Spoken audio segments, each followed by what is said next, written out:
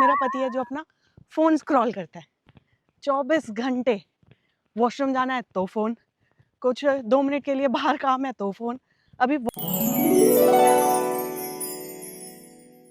अभी हम बना रहे हैं ब्रेकफास्ट, जिसमें आज है आलू पराठा।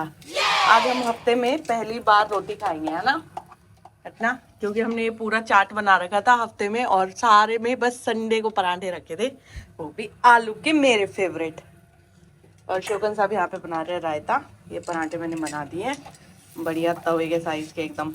और यहाँ मस्त चाय उबल रही है, बस एक पराठा बनाना रहता है। और ये है नींबू का अचार। खोलना इसको एक बारी, अब दे देते हैं।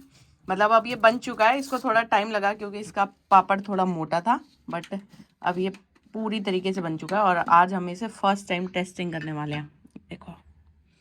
और आज बाहर मौसम भी बहुत बढ़िया है, बढ़िया धूप निकली हुई है, ज़्यादा हवा भी नहीं है, धीरे धीरे गर्मियाँ आ रही हैं।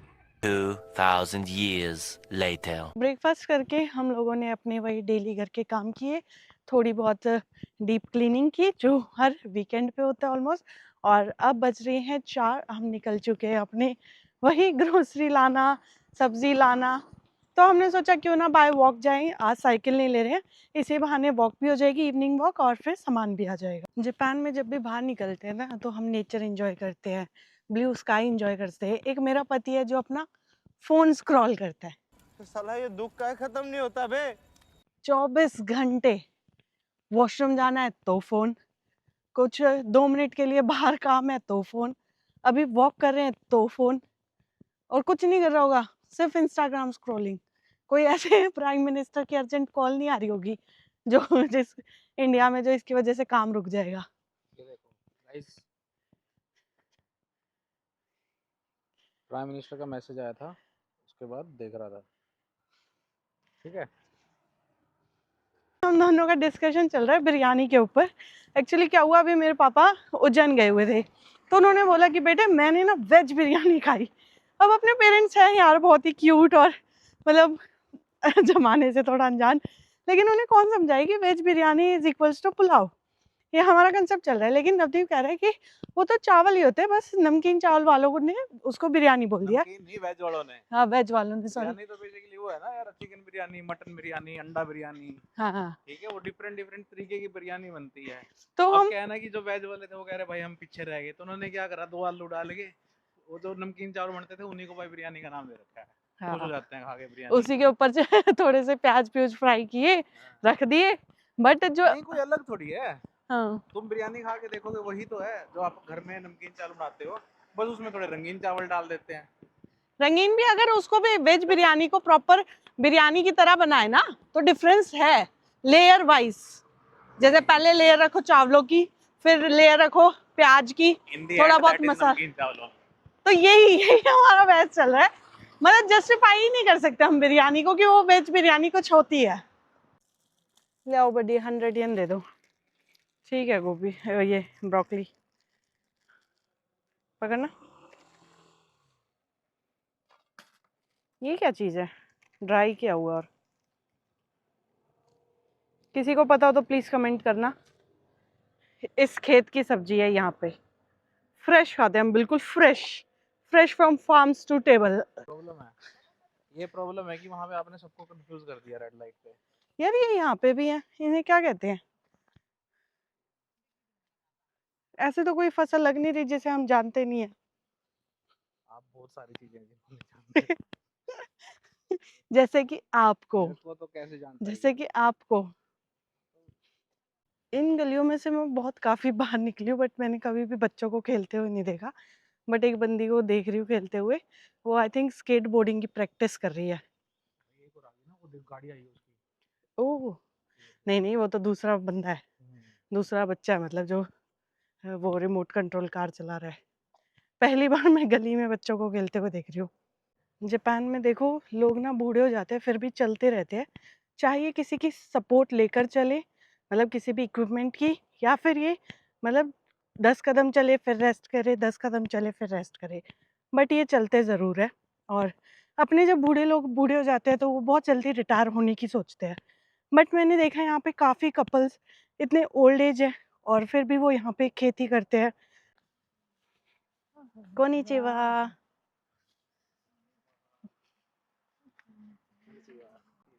ये देखो, ये है ब्रोकली का लास्ट स्टेज, जब बहुत सारी ब्रोकली एक ही पेड़ में से निकल आती है और इसके बाद ये मतलब पेड़ अपनी क्षमता के अनुसार दे चुका है फल, ये लास्ट फल होता है। जनरली एक एक लगी होती है, बट ये देखो ये पक जाती है और अब आई थिंक ये इसका बीज बनाएंगे, इसलिए इन्होंने इस चीज़ को छोड़ रखा है। इसका बीज बना के नेक्स्ट ईयर इसको फिर से यूज़ करेंगे। जिनका ये खेत है वो इस खेत को अब नेक्स्ट फसल के लिए प्रिपेयर कर रहे हैं और शायद पूरी फसल में एक ही चीज़ लगाएंगे, इसलिए इन्होंने पूरा खेत ऐसे रेडी किया हुआ है और सारी चीज़ों को इन्होंने ब्लैक पन्नी से ढका हुआ है। इसके नीचे ही बीज लगाते हैं, ये एक एक मशीनरी होती है जो ऐसे होल करती है और उसके अंदर एक एक बीज डलता जाता है, इसलिए इनकी जो जितनी भी फसल है ना वो बिल्कुल स्ट्रेट लाइन में होती है और जिस हिसाब से इनकी लाइफ सिस्टमेटिक वे में चलती है उसी हिसाब से इनकी फार्मिंग भी प्योर सिस्टमेटिक वे में होती है। तो शोगन साहब की विश आई हुई थी, बचपन में हम इस चीज़ पे बहुत बिलीव करते थे कि विश है तुम मांगो ना, और ऐसे विश मांग के इसको उड़ाते थे, पता नहीं पूरी होती है कि नहीं, बट हाँ हम लोग इस कल्चर में बिलीव करते थे। कौन कौन इस चीज में बिलीव करता था जल्दी से कमेंट कर दो। कोनिचिवा। ये देखो मूली है कि मूला है भाई, ये आई थिंक ये लास्ट फसल है इसकी, छोड़ रखी है, इसको खाना खूना तो है नहीं। ऐसे काफी सारी सब्जियां यहाँ पे वेस्ट भी होती है, पता नहीं इसका भी बीज बनता है क्योंकि मुझे नहीं पता मूली का लास्ट में बीज बनता है कि नहीं। प्याज लगे हुए और मैं पहली बार देख रही हूँ इतने स्टाइल से पानी दे रहे हैं, एक एक पौधे पे पानी जा रहा है और स्प्रिंकल वाटर। ये बीच में इन्होंने ना पाइप बिछाई हुई है, इस पाइप में होल किए हुए हैं, आई थिंक ये ऐसी आती है या इन्होंने दिमाग लगाया हुआ है। तो आपको हर टाइप का बीज ड्रग स्टोर पर ही मिल जाएगा। ये पूरे फ्लावर के सीड्स हैं और ये हैं पूरी सब्जियों के सीड्स, जैसे कि पंपकिन, खीरा, सेम खीरा, ये पालक और ये पता नहीं क्या है। तो ये सारे सीड्स आपको गाजर के हैं, इजी, शलगम के हैं, मूली के हैं। हाँ टमाटर के, अच्छा शलगम है ये रेड, और नीचे मटर, कॉर्न, मतलब सारे बीज आपको इजीली मिल जाते हैं। और फर्टिलाइजर भी है, सबसे अच्छी बात तो ये है कि इसको विटामिन और ये सारी चीजें तो मतलब मिट्टी और ये सारी चीजें हर चीज घर से रिक्वायर, घर के लिए जो भी रिक्वायर्ड होता है, खेत के लिए जो भी रिक्वायर्ड होता है, आपको जापान में ऐसे ऐसे स्टोर्स मिलेंगे, वहाँ पे मिल जाएंगे। हर चीज के लिए कोई अलग जगह, अलग दुकान नहीं होती जैसे अपने इंडिया में होती है। तो ये होता है टीम वर्क। यहाँ से मैंने ली टोकरी, वहाँ से शोगन साहब ने ली ये, और ये काम फिनिश। शादी में ऐसा ही होता है, 50% एक पर आदमी काम करता है, 50% दूसरा पार्टनर काम करता है और काम बहुत इजीली हो जाता है। तुम तुम्हारी ब्रश का वो ढूंढ लो आगे वाला, मैं जब तक दूध और ये सब डाल के लाती हूँ, ठीक है? याद रखना तो ढूंढना पड़ेगा। चलो वो वहाँ पे लगा हुआ है, इस वाले लाइन में स्ट्रेट जाओगे ना, वहाँ पे मिलेगा आपको। मैं जब तक वो लेकर आई दूध वगैरह।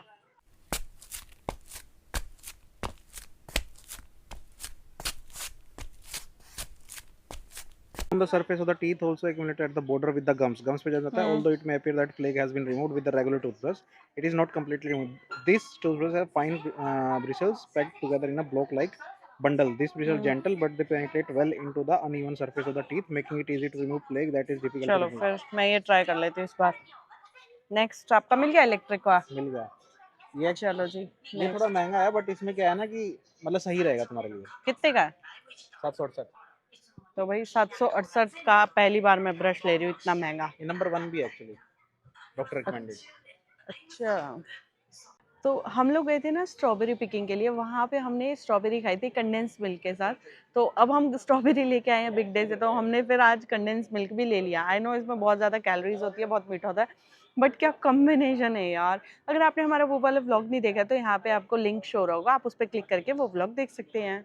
जब मैं लेकर आई थी, मैं अपना जो जो चाहिए सिर्फ वो लेकर आई थी। अब शोकन साहब वो चीज़ें उठा रहे हैं जो थोड़ी खा सके, जो यूजफुल नहीं है, बस एक सिंगल टाइम टेस्ट के लिए उठा रहे हो अब आप। हाँ तो टेस्ट किए काफी दिन हो गए ना, कुछ नया नहीं,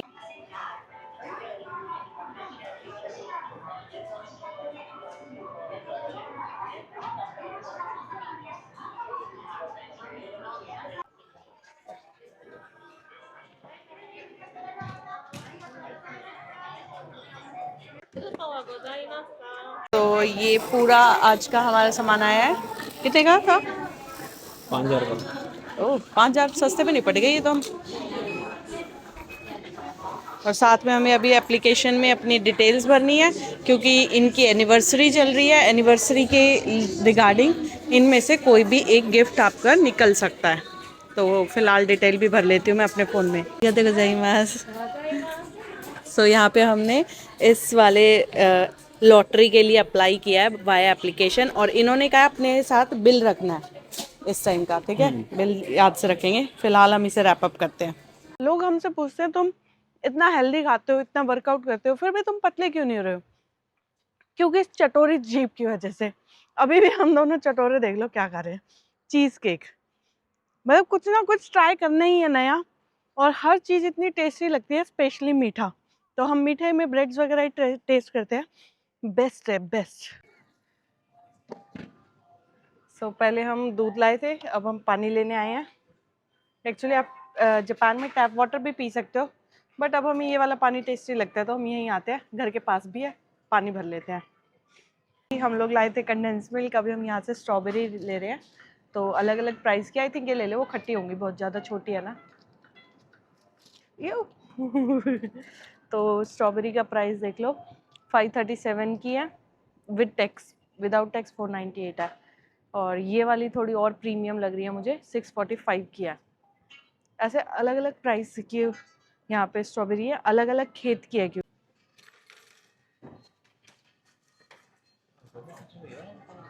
पे सनसेट हो रहा है और इतना सुंदर लग रहा है ना, मतलब मन कर रहा है बस खड़े होकर देखते ही रहे। पता नहीं अपना इंडिया ऐसा क्यों नहीं है, और फॉरेन इतना सुंदर है, किसी एंगल से देख लो। और सिर्फ जापान की बात नहीं है, बहुत सारी ऐसी कंट्री है जो बहुत सुंदर दिखती है। तो अब हम घर आ गए थे, और मैं आज संडे है, मैंने सोचा चलो खीर बना लेते हैं। यहाँ पे ये दूध है। जापान में ना एक चीज़ मैं आपको बताती हूँ, अगर जापान में आपको ऐसे ही कट देखने को मिलेगा ना, हल्का सा कर्व, मतलब कि ये प्योर दूध है। और अगर जिस भी दूध में कट नहीं है, तो इट मीन्स उसमें एडिड मिनरल्स, विटामिन, प्रोटीन है। और मैं ये वाला दूध इसलिए लाई हूँ, जनरली हम दूसरा दूध यूज़ करते हैं, क्योंकि खीर बनानी हो, कुछ भी देसी सामान बनाना होता है, तो इस दूध में बहुत बढ़िया बनता है।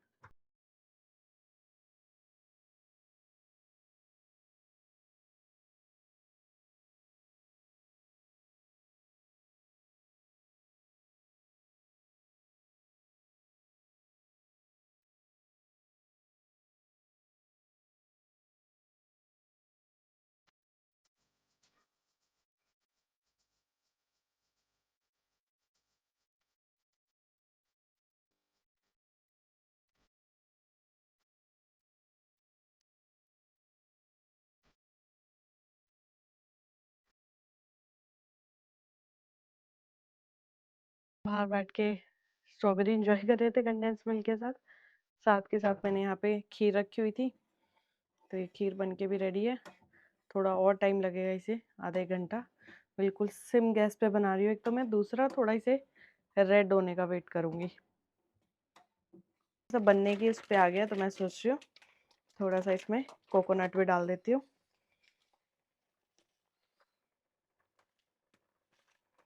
That's it. इसमें मैंने देसी खांड डाल दी है। जनरली हरियाणा में क्या होता है ना, फीकी खीर बनती है और उसके ऊपर से शक्कर डालकर खाई जाती है, ब्राउन वाली। बट हमारे पास यहाँ शक्कर नहीं है, तो मैंने बस देसी खांड डाल दी इसी के अंदर। थोड़ी सी देर और पकाऊंगी, बस फिर खीर रेडी है।